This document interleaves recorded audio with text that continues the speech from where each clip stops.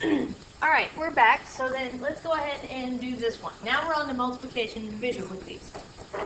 Well, with multiplication and division, we're not really looking to actually multiply and divide them. We're kind of looking to cancel what they have in common. That's usually what ends up happening. They have common stuff in the crosses, like in this X area here, and we end up canceling it, and then, just multiplying what's left. So the main goal is to cancel what you can and then multiply, okay? So first thing I got to do is I need to factor this y squared minus 9. Difference of two squares, so y plus 3, y minus 3, okay? Bottom here stays the same, 18x times 6x plus 4 stays the same. And y plus 3, I'm just going to write that out to be two of them.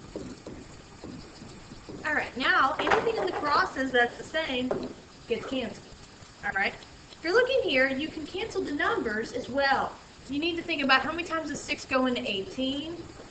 It goes in 3 times. You can write a 3 there. This x gets canceled, and then one of these gets reduced because it cancels into the x to the 4th, makes it x to the 3rd. Now, you write what's left over. On top, I have a y minus 3 and an x to the 3rd. I can write it like this, or I can put the x to the 3rd in the front. It doesn't matter. And then down here I have a 3 because my x is gone. And then I have this y plus 3. Now, your best bet is just to leave it like this. There's no point in having to going ahead and, distributing those in there and getting a final answer. Leave it alone. That is an acceptable final answer.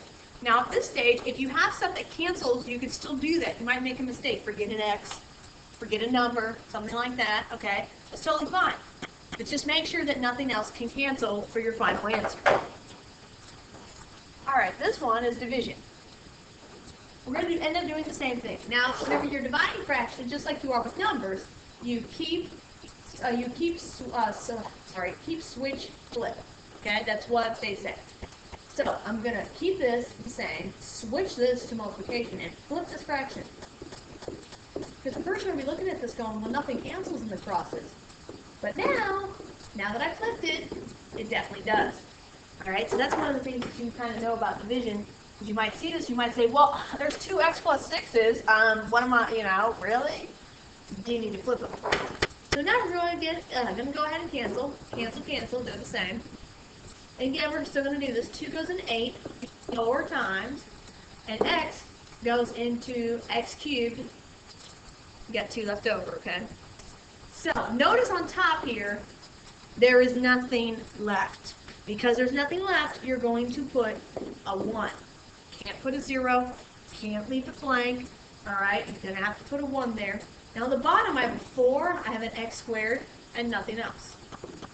So that ends up being my final answer for this. Okay, let's take a look at this one.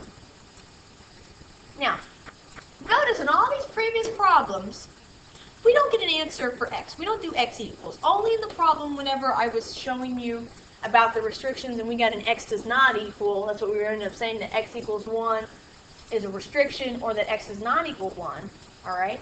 But in these cases, we never ended up solving for x otherwise. Now, we are going to solve. We're going to get x by itself. But the one thing you have to be careful about is you cannot get something that whenever you plug it back in, gives you 0 in the denominator. You're looking out for those undefined restricted values, okay? So keep that in mind when you're doing this. Anytime you get an answer, go back and plug it into the original. See, does it work? Do you get the same thing, okay? And also, does it make it 0? If it does, then it actually ends up being a no solution problem. So we don't know that just yet going into this problem. But let's go ahead and get started. I just wanted to tell you, always check your solutions here. So we're going to cross multiply. It's not the same as cross cancel. Cross multiply means I'm going to do negative 2 times 7x, which is going to give me negative 14x on one side. And then I do 1 times x minus 8 on the other, which is gives me x minus 8. Now you're thinking, oh, that's a pretty easy problem, which it is, okay? But no matter what we were doing here, we're going to get something, and then when you get all the x's on one side and all the numbers on the other, we're just down to solving. I'm going to minus x, I'm going to minus x. I get negative 8 is equal to negative 14, negative x is going to be negative 15x. And now I'm going to divide to get x by itself. Divide by negative 15, divide by negative 15, 8 over 15 is equal to x. Okay? is the answer I get. I cancel out my negatives. Now, looking back here, that is not going to make that 0 in the denominator. So we're good. All right, we can be sure our answer is fine. And there's only one solution. Sometimes you might get two solutions. That's okay. When does that happen? Whenever one of these is x squared. That can happen. Don't think it can't. Okay? Whenever that happens, you might get something like x equals 0, x equals 2. It might end up only being one of those two answers. So that's why it's important to go back and check.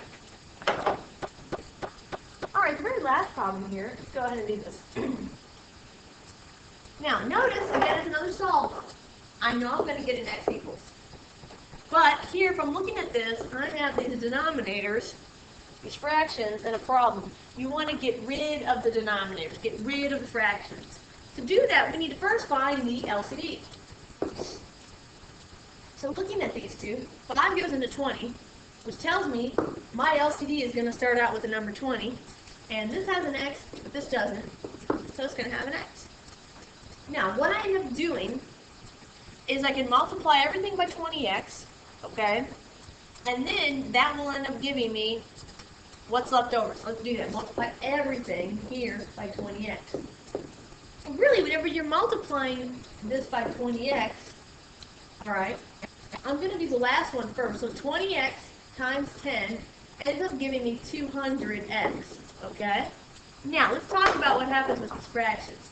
You have 20x, whenever you're multiplying this here, all right, into this, 20x times 7 over 5x ends up giving you something that, you think to yourself, how you want to do it. Let me just write it out, and I'm going to do it down here. You have 20x over 1. It's not 20x over 20x. It's different than the other ones, okay?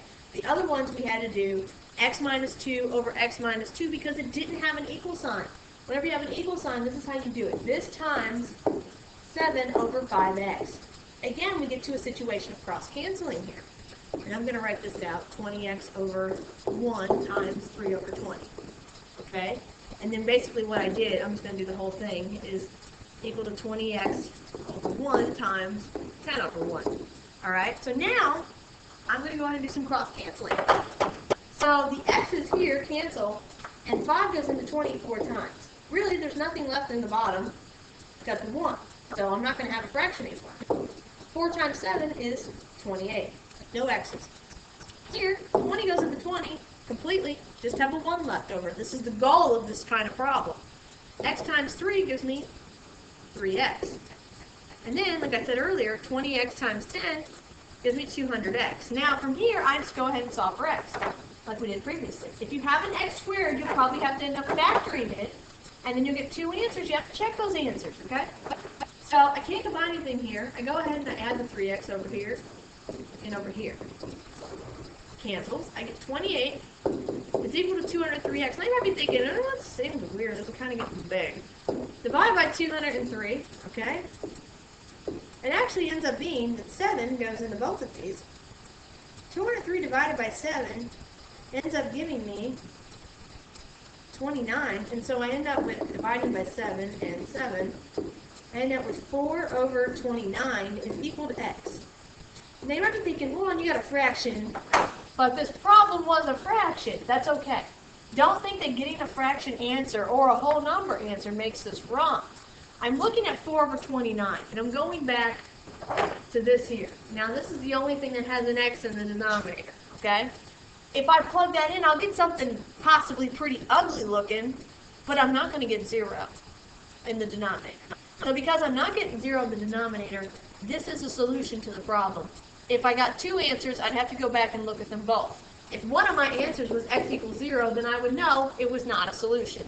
So that's not going to work here, okay?